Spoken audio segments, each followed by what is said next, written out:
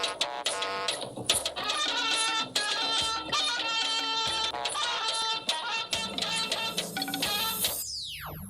the judiciary will simply say we are not to consider this and that, and we obey those kind of rulings, that's anarchy.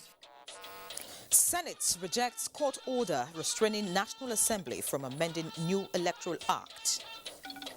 There are issues arising therefrom, and the House, in its wisdom, has decided to take a course of action for the good of the country. House of Representatives bows to pressure, rescinds decision on gender-related bills. Court sacks Governor of Ebonyi State and his deputy for decamping. Plus, roles of Nigerian women extolled as the world marks International Women's Day. Good evening. This is NTA Network News, and we're reaching you live from Abuja. I'm Ian Ray John. Adeola Komiakere is in our Lagos studio, while Sadia Omoradege joins us from Sokoto. Welcome. It's good you know that you can follow this news broadcast live on our website, nta.ng/live, and on our YouTube channel, NTA News Online. Our Twitter handle is at NTA News Now. You can also visit our Facebook page, NTA Network News, and Instagram, NTA Network, for updates.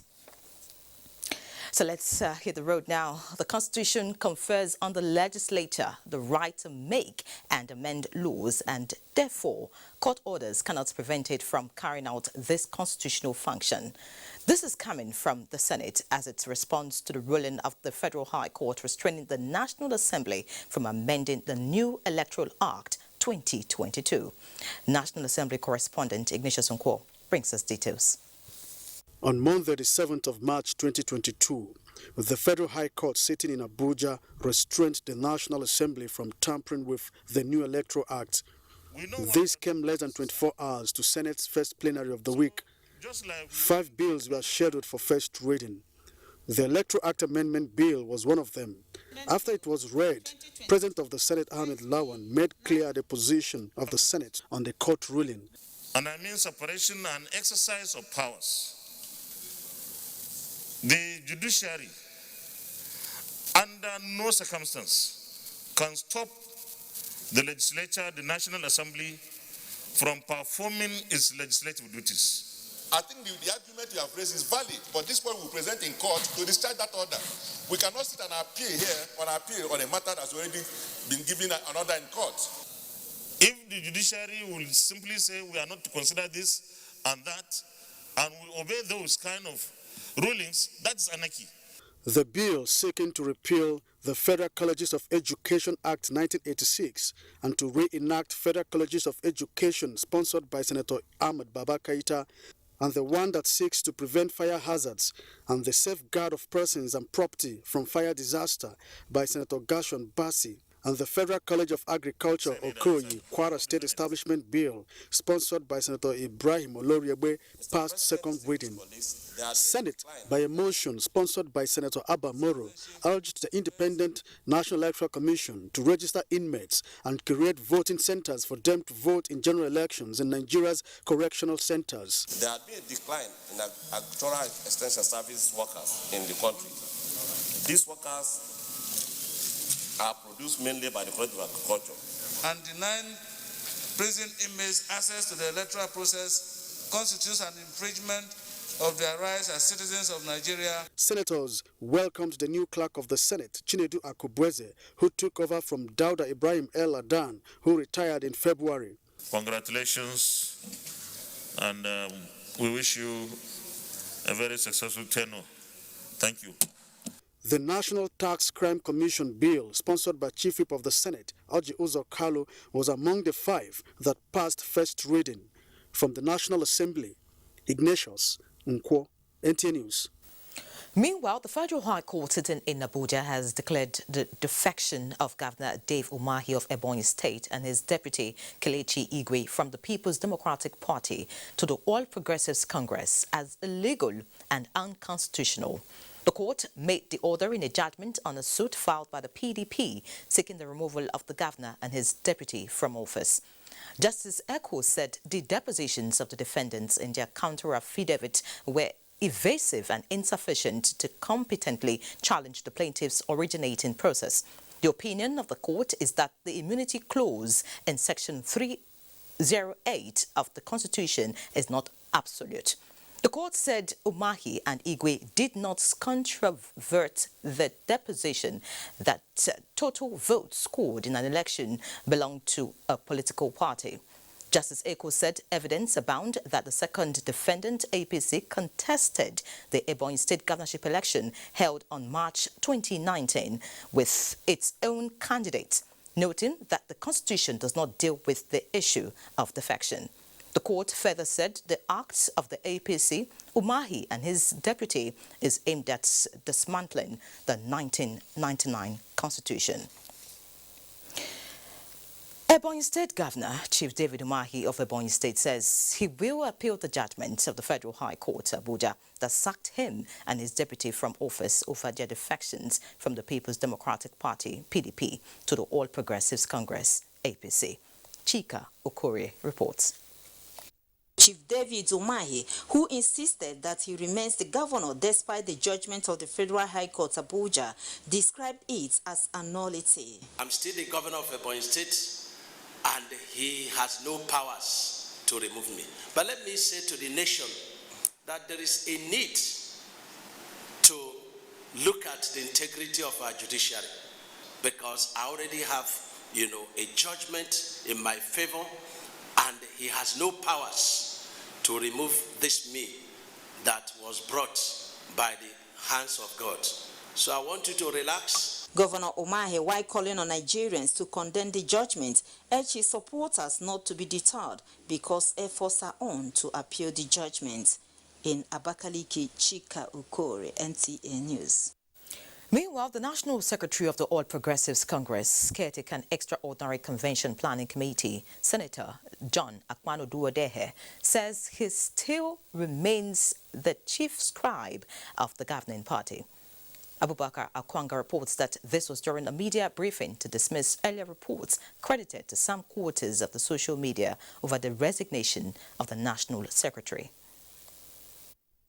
The National Secretary of the All Progressives Congress, Caretaker and Extraordinary Convention National Committee, Senator John Akpano-Duodehe, says reports of his resignation from section of the new media were baseless, unfounded, and intended to create division in the party. I read on social media that story of my resigning as the National Secretary of the APC.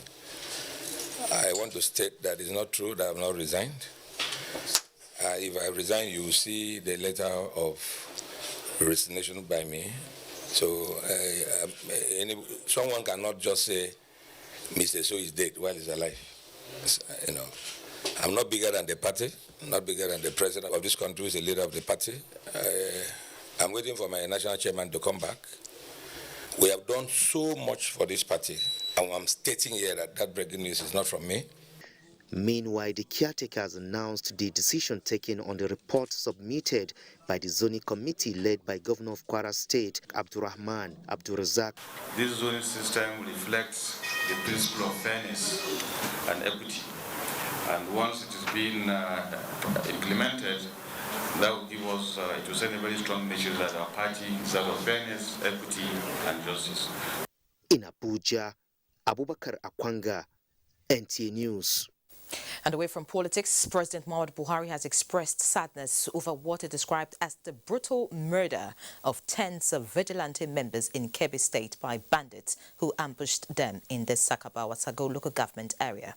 In a statement, President Buhari assured Nigerians that he would do all it takes to tackle this monster decisively, extending his sympathy to the families of the victims of this savagery.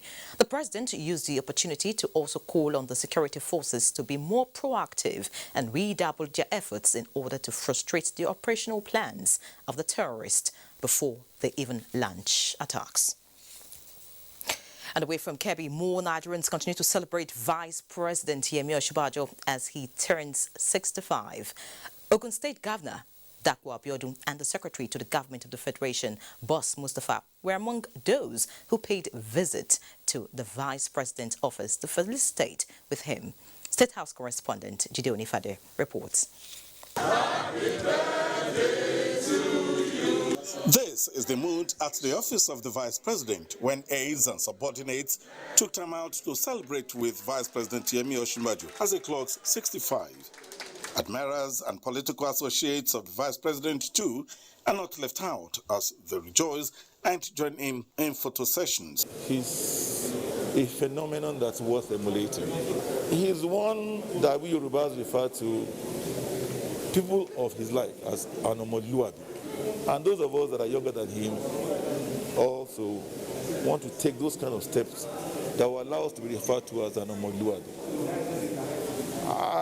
On behalf of my family, the entire people and government of his home state, Ogun State, which I have the privilege of governing, I've come to join him in thanking the Almighty God for 65 years on earth. The President described him as a true and loyal partner in this enterprise of running this nation. And I believe so much in that he has done very well and he has done incredibly well as the Vice President of the Federal Republic of Nigeria. Our wish for him is God should continue to sustain him, give him the enablement and the grace to be able to support the President in the exercise of their mandate, and I wish him the best in his future endeavors. We are all so very excited. This is not just our boss, he's our teacher.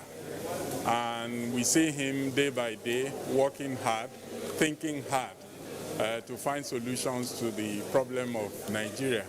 So we are all so happy to identify with him on his 65th birthday. So it's somebody that is committed to that notion of service to the people, whether in government, whether as a pastor, whether as a lawyer, in every aspect of his life.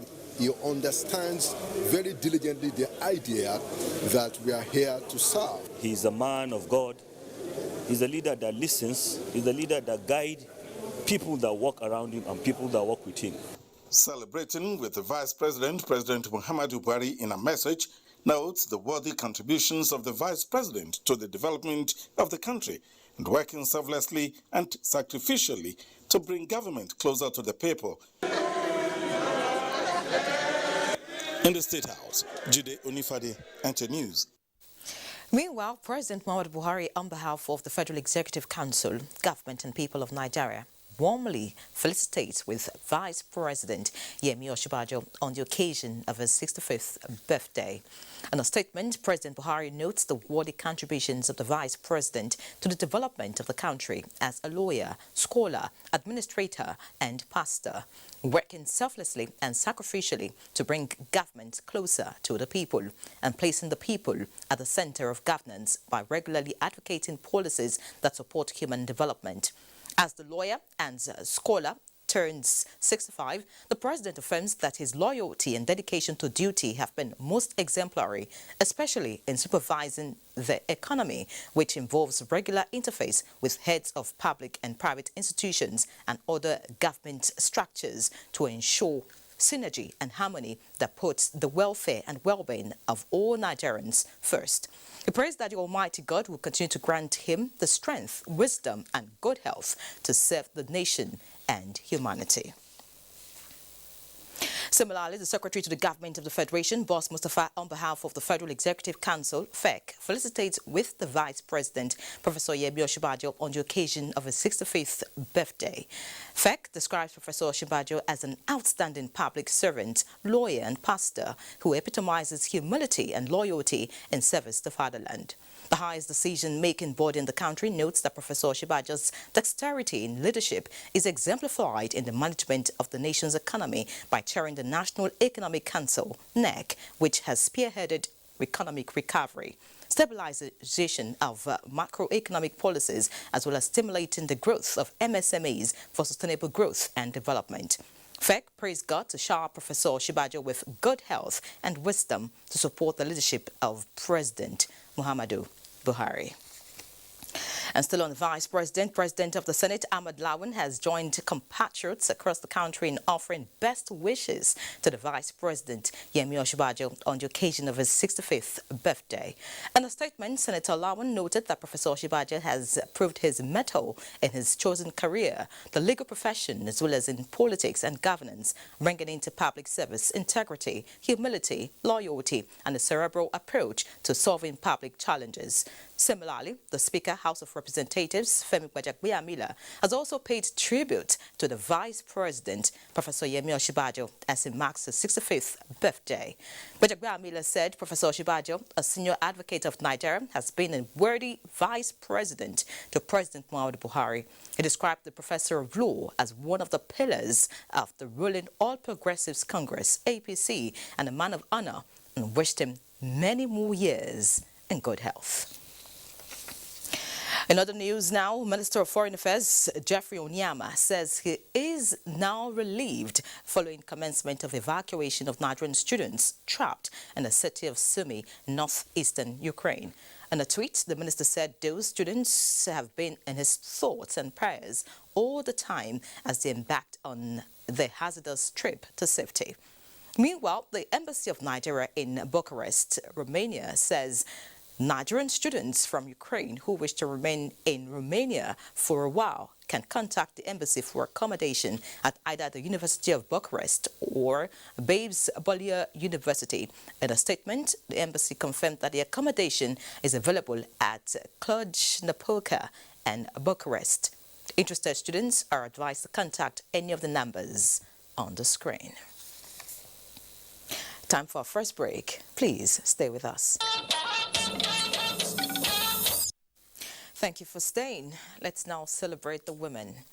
President Muhammadu Buhari extols Nigerian women on the occasion of International Women's Day. In a statement, the president says the celebration and that the hashtag Break the Bias and the theme Gender Equality Today for a Sustainable Tomorrow is an opportunity to reflect on the vital roles women play in society, homes, governance, the profession, and in all walks of life. President Buhari observes that women are not where they should be yet in different spheres of endeavor, but believes that they can no longer be deprived for too long as they consistently prove that they can hold their own on all fronts and in all fields. He applauds the contributions of women to the current administration as ministers, special advisors, senior special assistants, executive directors, executive secretaries, and many others, noting that they are pulling their weights and making it impossible for anyone to downplay their essence. More voices are getting louder as the world celebrates International Women's Day.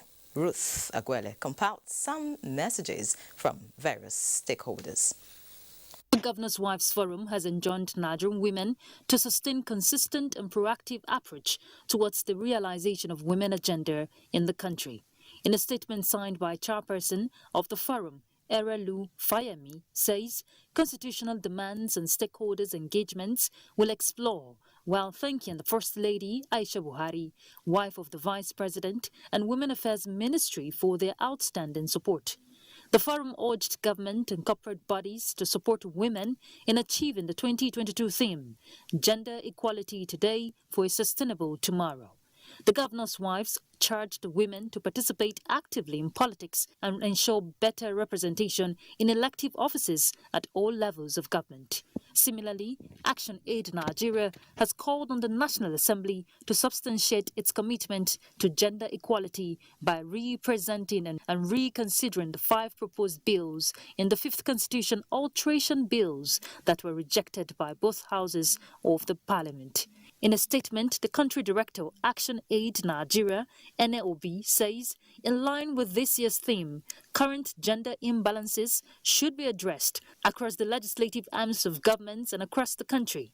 She also salutes Nigerian women for their continued struggle, and she says the day provides another opportunity for women to demonstrate oneness of voice, work in solidarity to keep the flag of womanhood flying. The Nigeria Association of Women Journalists, NAWOJ, also congratulates Nigerian women on the occasion of the International Women's Day. A statement by the national president, Ladi Bala, says she appeals to members of the federal legislature to, as a matter of urgency and in the interest of the spirit of democracy, to allow for the gender bills to be re-represented and passed into law. Nawaj's leadership also calls on all Nigerian women to rise and demand from their representatives the fulfillment of the social contract of effective representation they signed, as the time to stop gender discrimination and biases is now. Meanwhile, Sabah Khalil Ibrahim now brings us some of the highlights of the International Women's Day celebration in Abuja. The voices of gender equality resonate across the globe, including the Nigerian women, at different occasions to commemorate the day. The Association of Professional Women Engineers of Nigeria is seeking ways to bridge the gap in the engineering profession. For us to have a Nigeria that is diversified, especially in this time when we are talking about sustainability. The Women Commission of Nigerian Trade Congress are asking for more roles for women in governance. We have to support each other, we have to sponsor each other and make sure that we have women representing us. Members of the Nigerian Army Officers' Wives Association joins the clamor to build a sustainable future through gender equality. Gender equality for a sustainable tomorrow, it's about contributing our own quota as individuals. Meanwhile, the Federal Ministry of Agriculture has empowered smallholder women farmers in commemoration of International Women's Day. There is the need for us to create an enabling environment so that they can enhance their resources to be able to progress in farming.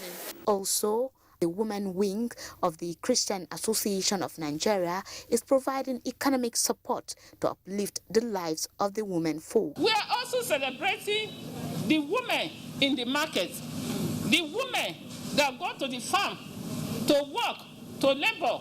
And the International Women's Day cannot be complete without the international community in Nigeria. Chadian women celebrated the day away from home. This is the first celebration ever Chadian organized here in Nigeria, and it's really, it comes on the right time. Salwa Khalil, NTA News. We must celebrate women, and today is International Women's Day, an event marked globally to celebrate the gains and pains of women in order to improve their lots. Momso Damien Dati examines the day and its significance. When I was sleeping, he gave me a button. At 13, she was raped severally by her own father. At 14, still a child, Nika was forced to marry a man almost 4 times her age. We have issues of child marriage, gender discrimination, female genital mutilation. What about Halima, who is not alive to tell her story? She was allegedly killed by her husband. Treacherous husband lured the wife out to a lonely path, positively identified the wife to the other gang members. Or is it Zainab Bubagaladima, intelligent, educated and successful, yet denied a chance to contest for a political position to represent her constituency? I aspired for the seat of the House of Representatives, Buhari constituency, but I did not make it. I faced a lot of challenges of resources, of support and so on. And this one, a victim of domestic violence, turned into a punching bag. The list is endless. These are a few out of the many challenges faced by women, necessitating the adoption of March 8 annually to address these challenges and celebrate areas of achievements.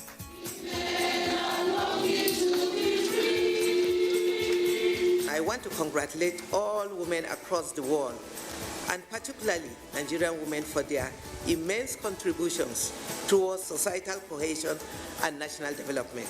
We also continue to advocate for women's representation around decision-making tables. Globally, women are today marking their day and considering the theme. Gender equality today for a sustainable tomorrow. In the interest of development, in the interest of peace, in the interest of unity of this country, the gender bills should be reconsidered. Nigerian women should not be made irrelevant to the progress and future of this country. The clause-to-clause aspect of the bill needs to be analyzed that the ordinary man on the street can understand. We're the women of tomorrow, so it's very important that we are at the round table when these decisions are being made. See the capability of young people. With days like this, projecting women's issues, it is hoped that the likes of Malama, Nika, and Zainab will be given opportunities to fulfill their dreams and aspirations to benefit humanity. In Abuja, Momso Damien Ati, NTA News. Many thanks, Momso. And as we celebrate International Women's Day today, thankfully, the House of Representatives has rescinded decision on 3 gender-related bills, which were among those rejected during voting on the constitutional amendment bills. The 35% affirmative action, citizenship and indigenship bills have now been recommitted for reconsideration. National Assembly correspondent Lami Ali brings us details. There are issues arising therefrom, and the House, in its wisdom, has decided to take a course of action for the good of the country. Motion for decision on 3 bills. Barely a week after the legislators in both chambers voted against 3 women-related bills, the House of Representatives has changed into reverse gear to reconsider them. That agenda is to make sure that demarcations and parameters are eliminated. It shows the Parliament is pro-people, pro-women, pro-international best practice. Voting on the 3 bills will be held in 4 weeks' time. House members have adopted a resolution to focus on initiatives and develop legislation to improve the status of women, as moved by House Deputy Majority Whip Nkiru Kaunye-Georgia in commemorating International Women's Day. House of Representatives, National Assembly, and indeed the federal government of Nigeria can recognize the impact of women on the development of the nation and protect and advance the cause of women generally.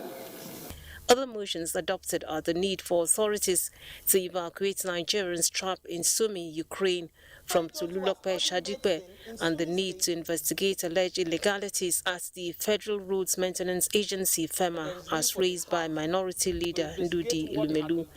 The House has adopted the report of the Conference Committee on the Nigeria Postal Service Enactments Bill.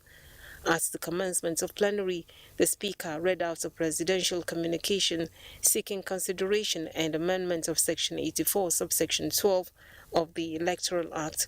From the National Assembly, Lami Ali, NTA News. Now, joining me in the studio is another woman, the Chairman, House Committee on Women Affairs, Adewumi Oriyomi Onanuga. Many thanks for joining us, Ma. Thank you for having me. Happy International Women's Day to you. And the same to you. Okay, so let's begin talking about this celebration under the hashtag Breaking the Bias and the theme Gender Equality Today for Sustainable Tomorrow.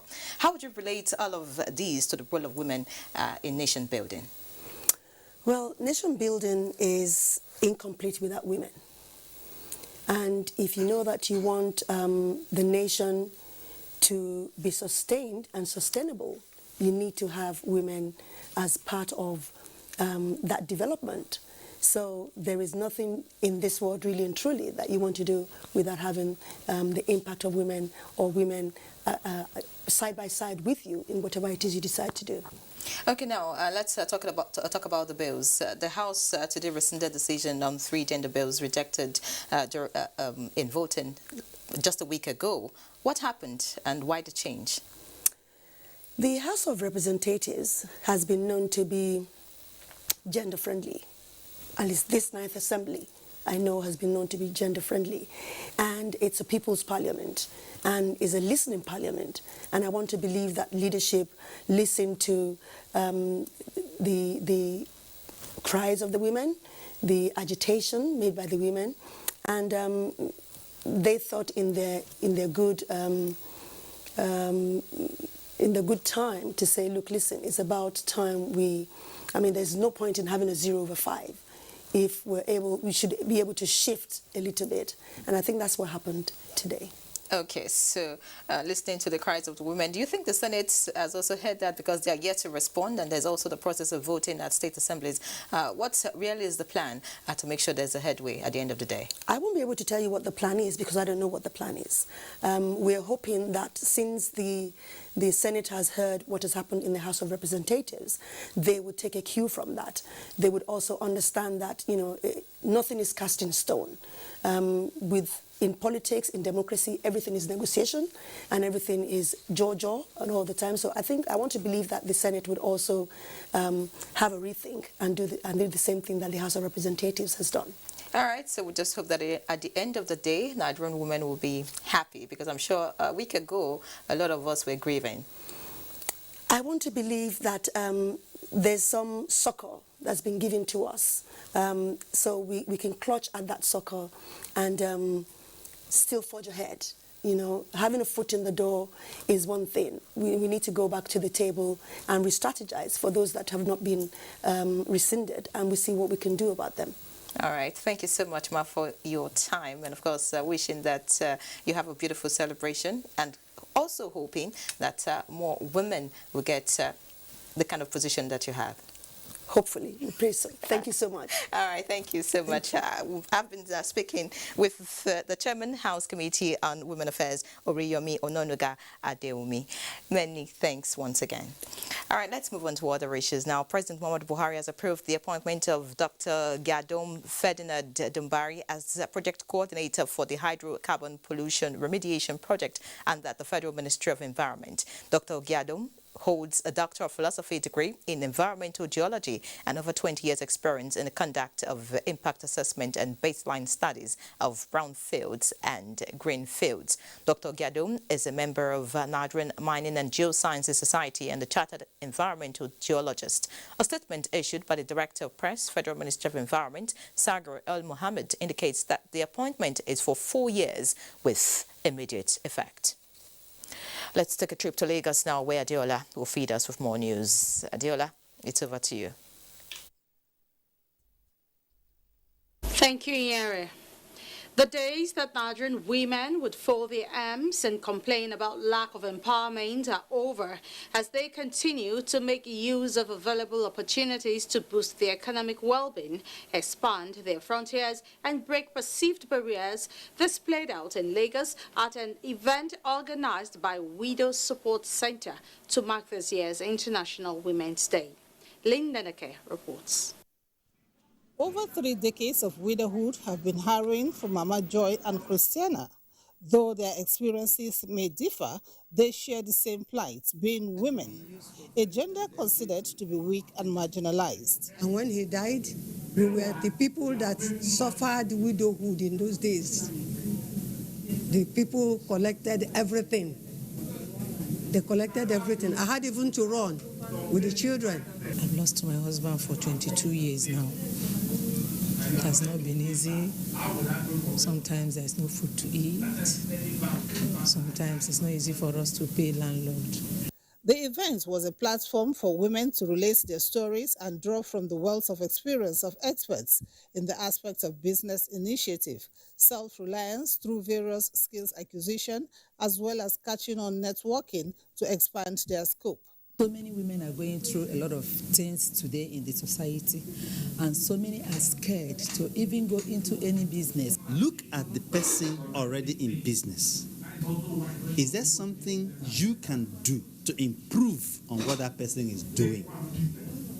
Those are good ideas. The initiator and founder says this year's theme for Women's Day is apt, as it aims at raising more awareness about gender equality in all spheres of life. When the other gender are much better empowered and truly work as partners, they can travel much further.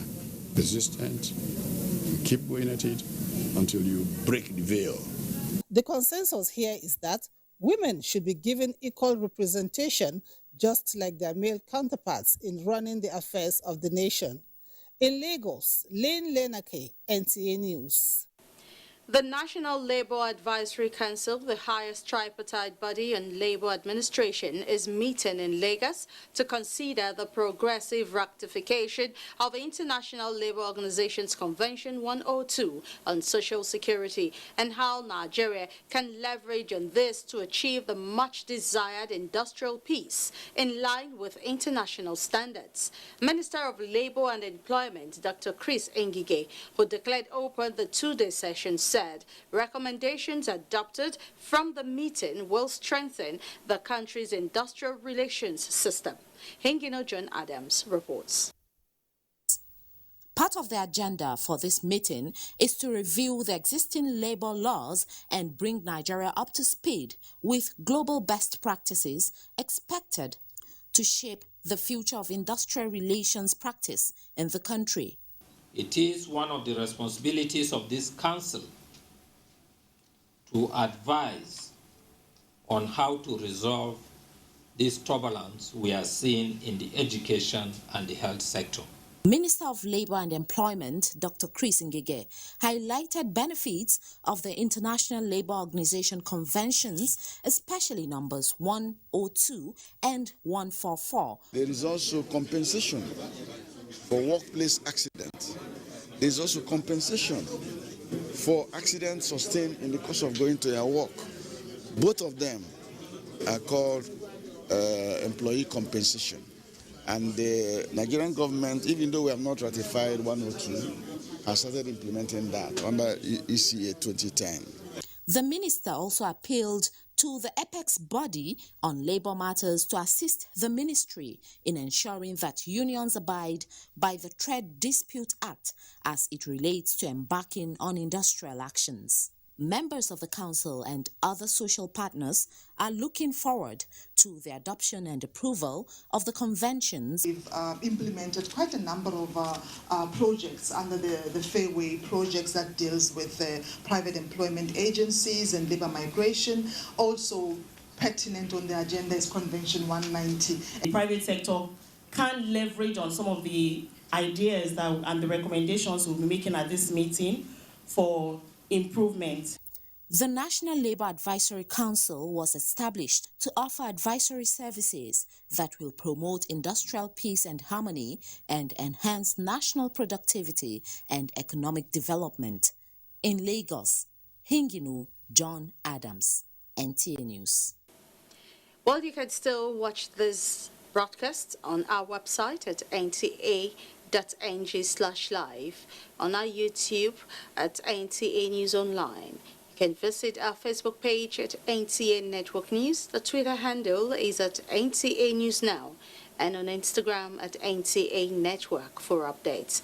We will go on a break now. To stay with us, the news will continue when we return.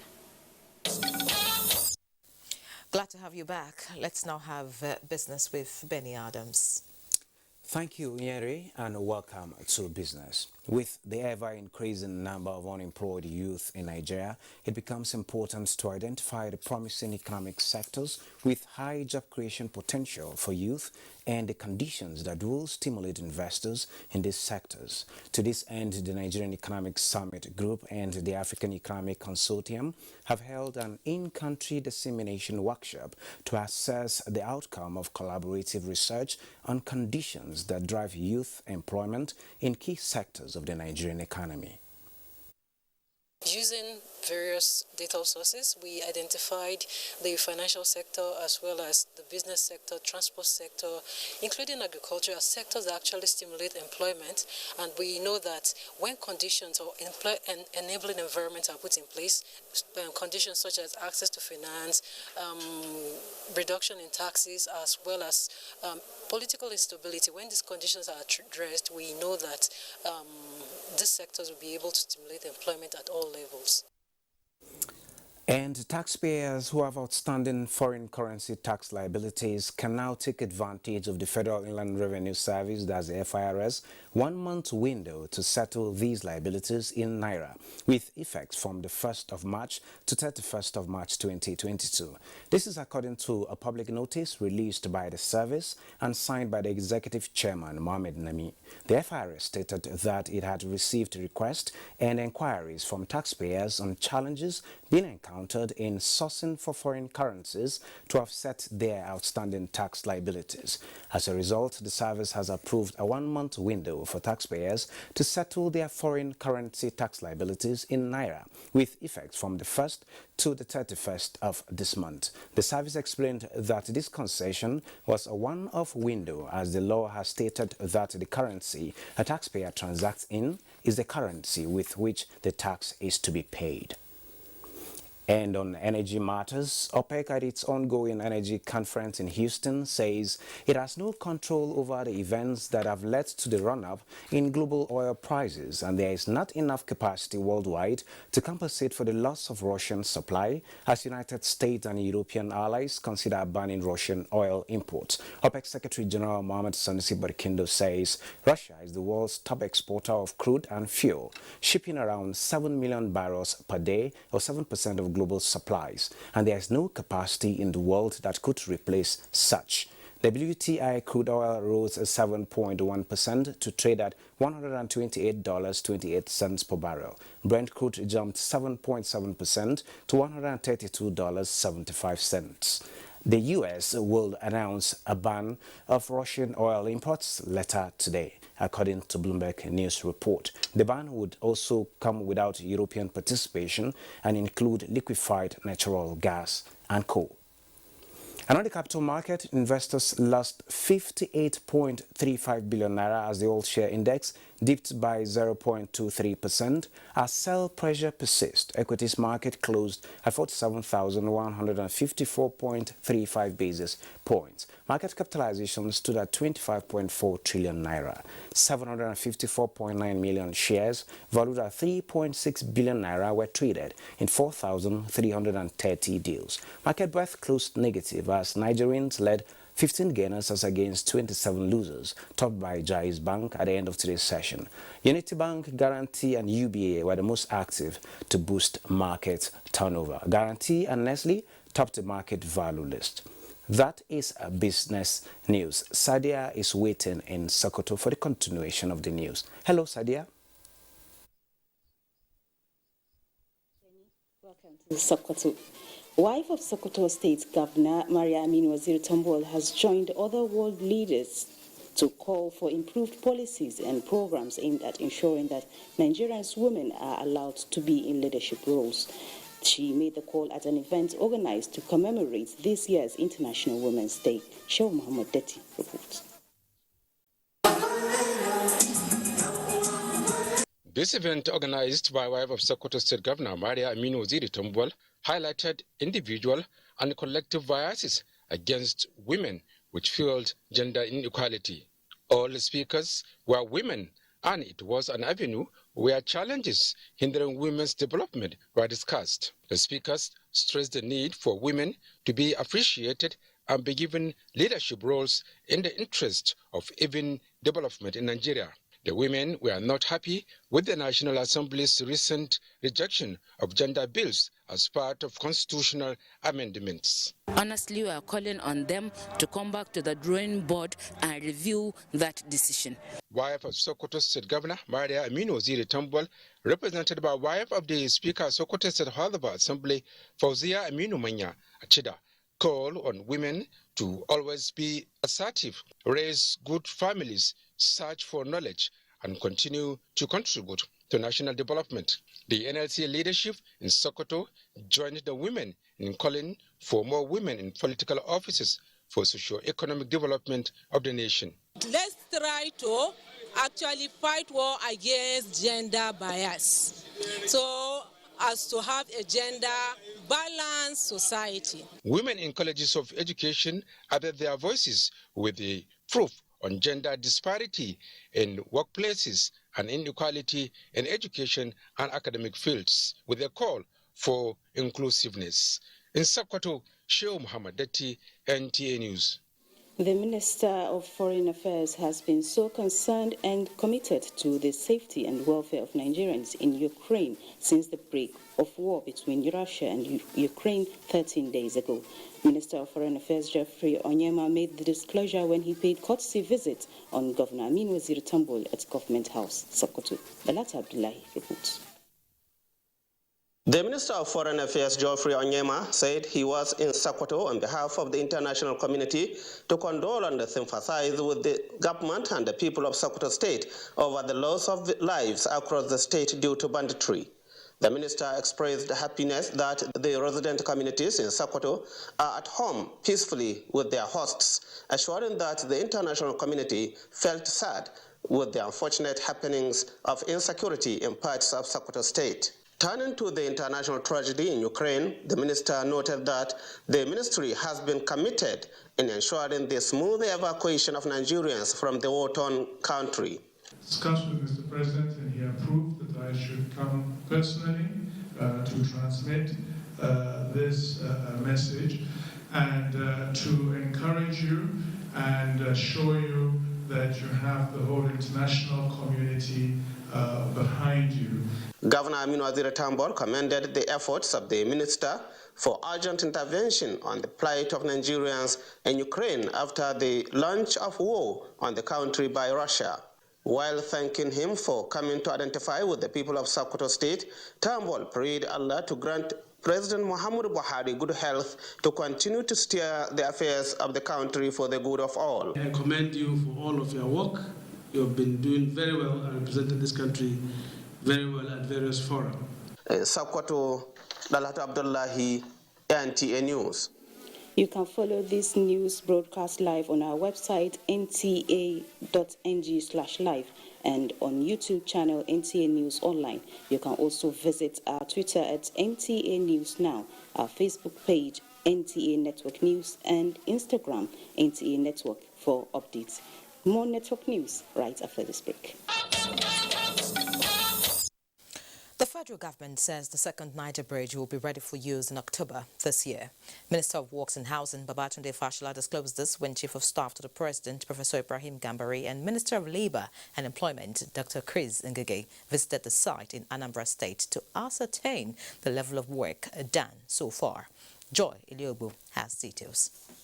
The construction of a second bridge across the River Niger is a promise made by President Muhammadu Buhari to the people of the southeast and has today become a reality as the project is now at 83%.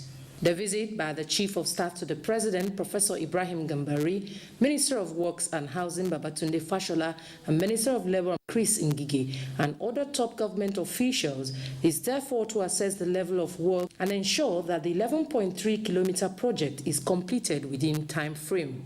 President Muhammadu Buhari has love for the people of the southeast. Let them come to this bridge, and they will see the kind of impact that it's already making, and it will make when it is commissioned.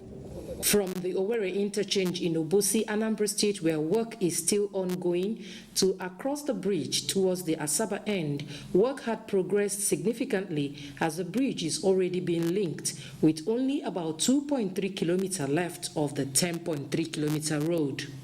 They will complete the eastbound link, I think, on the 15th of March, and the westbound link on the 2nd of April. So plus or minus a few T's to cross and I's to dot, this project will be completed this year. It's just to finish the forecastings, closure gaps, and the parapets and handrails, illumination and asphalt. For many in the southeast region, the second Niger Bridge is a key national infrastructure with great socio-economic benefit to the people. When completed, the bridge will help ease traffic on the existing bridge. From Onitsha, Joy Ilwebu, NTA News. And on our earlier report on the sack of the governor and deputy of Ebonyi State, the APC has reacted to the Federal High Court sacking of Governor Umahi, his deputy, and others for defecting to the party from the People's Democratic Party. A statement from the APC says it is a clear case of travesty of justice and dead on arrival. The statement notes that the presiding judge committed a glaring judicial error by giving judgment sacking a duly elected and sworn-in governor and his deputy without relying on or citing any provisions of the Constitution of the Federal Republic of Nigeria or any provision of the Electoral Act that empowers the court to sack a sitting governor or his deputy. The APC in the statement says the Constitution of Nigeria upholds the supremacy of the right of association of persons even to defect from one political party to the other.